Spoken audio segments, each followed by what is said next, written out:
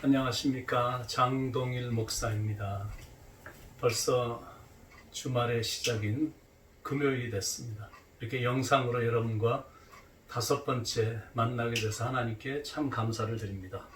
오늘도 하나님이 부어주시는 능력으로 이 하루를 능력 있게 사시기 바라고, 하나님이 주시는 평강이 여러분의 삶에 넘치길 간절히 축원을 드립니다. 성경에는 그 바보 메시지가 많이 기록되어 있습니다. 성경은 그런 바보가 되라고 가르치기 때문에 그렇습니다.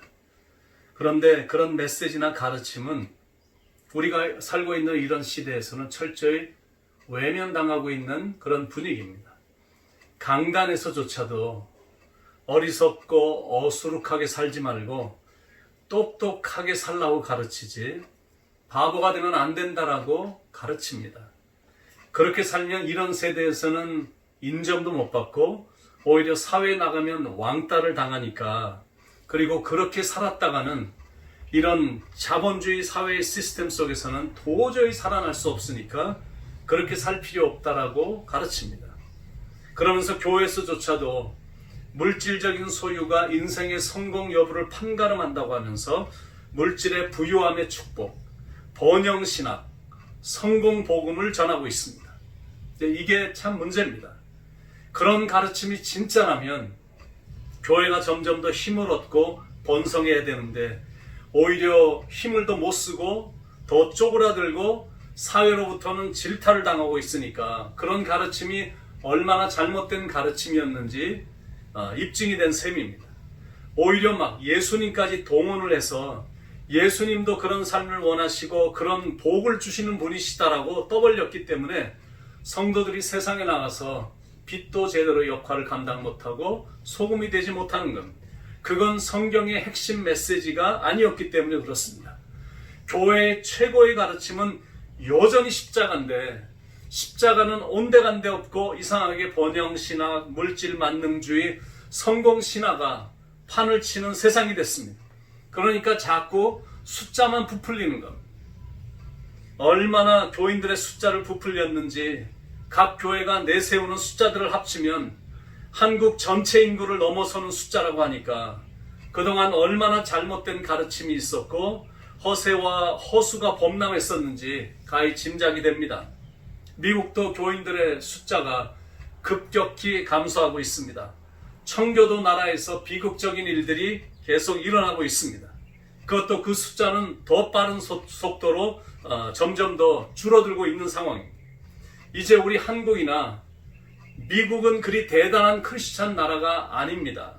물론 아직도 선교사들을 가장 많이 보내는 건 사실이지만 그거 하나만으로 위대하다고 보기에는 이제는 순수하고 뜨거운 크리스찬들이 가난한 나라와 제3국에서 무섭게 일어나고 있기 때문에 우리가 아직도 최고라는 우월감과 우리가 꽤 똑똑하다는 우쭐감은 빨리 버려야 됩니다. 그다지 잘난 것도 없고 대단한 것도 없기 때문에 겸손하게 다시 시작하는 마음으로 나가야 됩니다. 착한 바보같이, 예수님 닮은 착하디 착한 바보 같은 모습으로 나가야 된다는, 그게 진짜 크리스찬의 모습입니다. 어차피 한 번뿐인 인생이고 어차피 때가 되면 갈 인생인데 이왕이면 예수님이 사셨던 방법대로 살아보는 겁니다. 아니, 최소한 예수님을 닮기 위해 노력하며 살았던 그분들처럼 불쌍한 사람들을 도와주며 사랑해주며 욕심 부리지 않고 소박하게 살아보는 겁니다. 어느 추운 겨울, 한 성도가 한경직 목사님이 추운 겨울에 감기에 걸릴 걸 염려해서 5리터 잠바를 선물했는데, 얼마 후 그 성도는 영락교에서 백병원 쪽으로 굽어지는 길목에 한 시각장애인이 그 잠바를 입고 구걸하는 모습을 발견한 겁니다. 한경직 목사님의 아들도 목회자의 길을 걸었지만 목사님의 입에서 후계자라는 단어조차 흘러나온 적이 단 한 번도 없었다는 것. 이런 것들이 세상적인 눈으로 보면 그렇게 크게 이뤄놓은 왕국을 알지도 못하는 사람에게 물려주는 것이니까 바보같이 보이겠지만 그런 삶을 사셨기 때문에 세월이 흘렀어도 존경을 받는 겁니다. 김수환 추기경도 자신의 각막을 기증했는데 그 강막을 이식받고 시력을 되찾은 시골에 사는 그 사람은 지금은 용달차를 몰고 다닌다는 뒷소식이 있습니다. 김수환 추기경이 남긴 인생의 덕목 중 하나에 노점상이라는 항목이 하나가 있는데 이런 내용입니다. 노점상에게 물건 살 때 값을 깎지 말라. 그냥 주면 게으름을 키우지만 부르는 값을 주면 희망을 선물할 수 있는 것이다. 이거 뭐 별거 아닌 것 같으면서 깊이가 있고 바보 같으면서 참 멋있습니다. 배고픈 사람에게 돈을 주면 게으름을 키우는 거가 되니까 돈은 주지 않는다 할지라도 상대방이 배고파하면 토를 달지 않고 따뜻한 밥은 대접할 수 있어야 됩니다. 유명한 거창 고등학교를 만든 전영창 선생은 기독교 정신의 토대 위에서 학생들을 가르치신 분이신데 직업을 선택할 때 도움이 되라고 다음과 같은 10계명을 만들었습니다. 첫 번째, 월급이 적은 쪽을 택하라.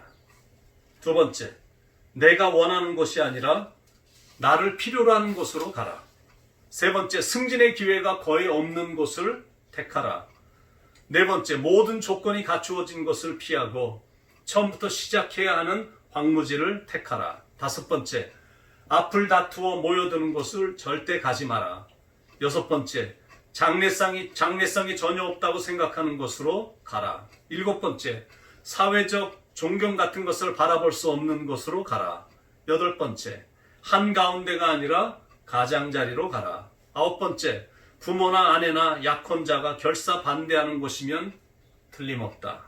열 번째, 왕관이 아니라 단두대가 기다리는 곳으로 가라. 여러분, 이런 가르침이 지금도 통할까요? 이런 일에 순종하는 게 가능할까요? 이분들은 정말 오래전에 사셨던 분들이시고 그리고 세상은 너무 많이 바뀌었습니다. 이거는 말도 안 되는 가르침입니다. 현대 시대에는 정말로 가능치 않은 가르침입니다. 그런데 분명한 건 있습니다. 세상의 변화는 이런 마음을 가진 사람들로 인해서 변화가 온다는 사실입니다. 어제 새벽에 제 아내와 교회에 가서 기도한 후에 이제 공원에 가서 파크에 가서 잠시 걸었었는데 산책 나온 사람이 한 명도 없었습니다. 그런데 한 부부가 사람들이 버리고 간 마스크라든지 쓰레기들을 계속 줍고 있는 겁니다. 착한 바보들이 아직도 있더라고요. 그런 사람들이 이 세상을 살맛나게 만드는 겁니다. 너도 나도 자기는 절대 손해를 절대 안 보겠다고 난리들을 치면 이 세상이 어떻게 되겠습니까? 의사들마다 자기들도 감염될까봐 두려워서 환자들을 놔두고 가버린다면 이 세상이 어떻게 되겠느냐라는 거. 지금 스페인이 코로나 바이러스 확진자들이 굉장히 빠르게 증가하고 있습니다. 한 양로원에 있는 노인들이 버려진 채 사망을 한 소식도 전해지고 있습니다. 코로나 사태가 심상치 않자 노인들을 방치한 채 떠나버렸기 때문에 그렇습니다. 우리가 죽어가는 환자들에게 달려갈 필요는 없지만 또 그럴 수도 없지만 하나님이 이런 계기를 통해서라도 인생을 다시 한번 돌아볼 수 있는 기회를 주셨으니까 나만의 안전만을 고집하는 삶에서 다른 사람들의 삶도 돌아볼 수 있는 삶으로 살겠다라는 결심을 해보는 겁니다. 제가 빌립보서 강해를 통해서 이미 말씀을 드렸잖아요. 언제 우리가 가장 큰 기쁨을 경험하냐면 기쁨, joy, J-O-Y, J, Jesus first. 예수님을 가장 앞장 세우고 O, others next. 다른 사람들을 이렇게 섬기고 Why, yours last. 내 자신은 항상 나중이 되는 그런 삶을 살 때 최상의 기쁨을 경험할 수 있다라고 joy, 경험할 수 있다라고 말씀을 드렸었습니다. 그러니까 이런 세대에서는 정말 말도 안 되는 가르침입니다.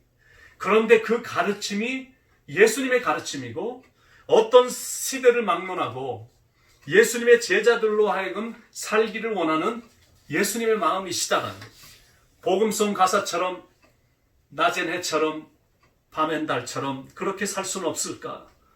욕심도 없이 어두운 세상 비추어 온전히 남을 위해 살듯이 나의 일생에 꿈이 있다면 이 땅의 빛과 소금 되어 가난한 영혼, 지친 영혼을 주님께 인도하고픈데 그렇게 사는 겁니다.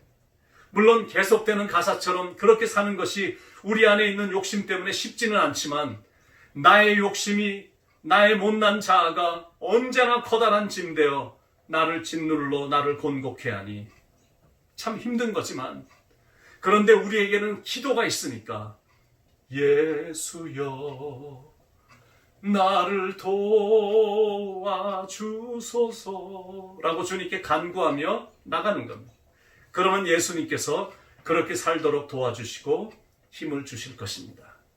오늘도 주님이 주시는 파도 같은 사랑에 힘입어 힘차게 살고 건강하게 살고 온 가족이 행복하기를 예수님의 이름으로 간절히 축원드립니다. 기도하겠습니다.